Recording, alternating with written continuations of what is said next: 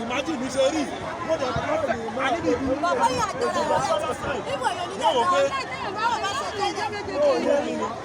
What do you know about that incident?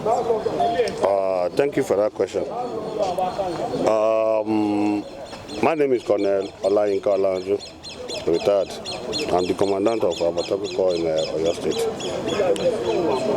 As to your question, I can't say precisely that this is what led to all these activities of some people. But of course, if you look at where we are coming from, you know that definitely because of what you have been doing within the past 7-8 months, some people would not like Amotekun to be in existence. And they feel we are a threat to them because we did not allow them to carry out their nefarious activities. Whether within the town or in the hinterland, we'll go after them. For those who are peaceful, who are law-abiding, they have nothing to fear. And from the account of the community members, you see that they called us. One of them said they called us at exactly 1:15 a.m. and by 1:30 we were there. Both the Yorubas and the Hausas who are in that particular area testified to this. For those who are not happy with our activities, the hoodlums, the robbers, definitely you don't expect them to commend us.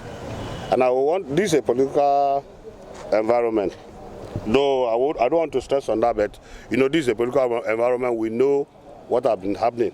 I have been a victim of some of this issue.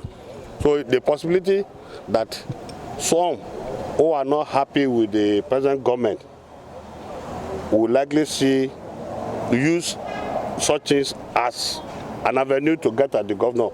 They were here in the morning as early as that kind 6:37.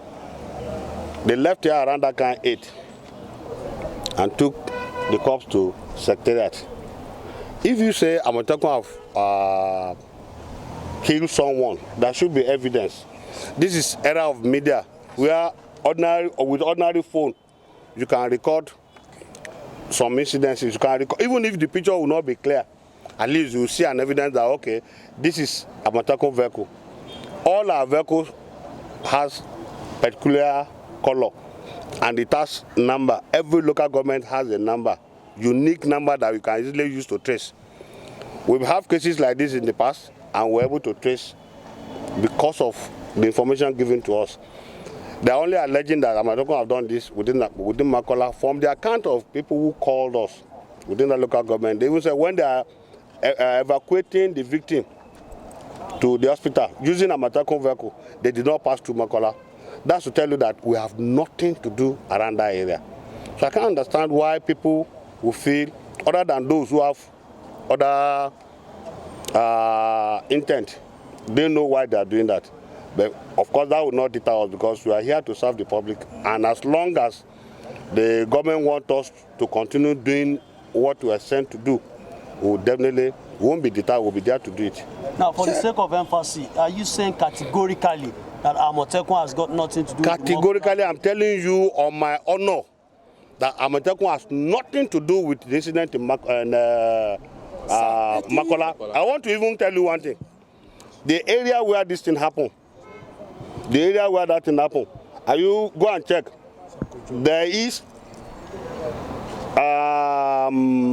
a policeman guarding particular area there. There are policemen guarding the Lotto house around that area. There are other security personnel around that side, private security. Find out from them if Amotekun vehicle was seen in that area. So I expect that as a journalist, we should also do investigative journalism. We can always go there, talk to them, interact, find out one or two things. If there's any evidence, implicating any of my operatives, I assure you, we will not spare them. Before now, once there's anything, they know, because we don't condone indiscipline, and nobody will be happy for any extrajudicial claim, because that will be against our mandate. It's contrary to our mandate. We are here to protect the people, so you can't be going against the people. Thanks for checking out SYMFONI on YouTube. Please be sure to subscribe and like our videos for updates.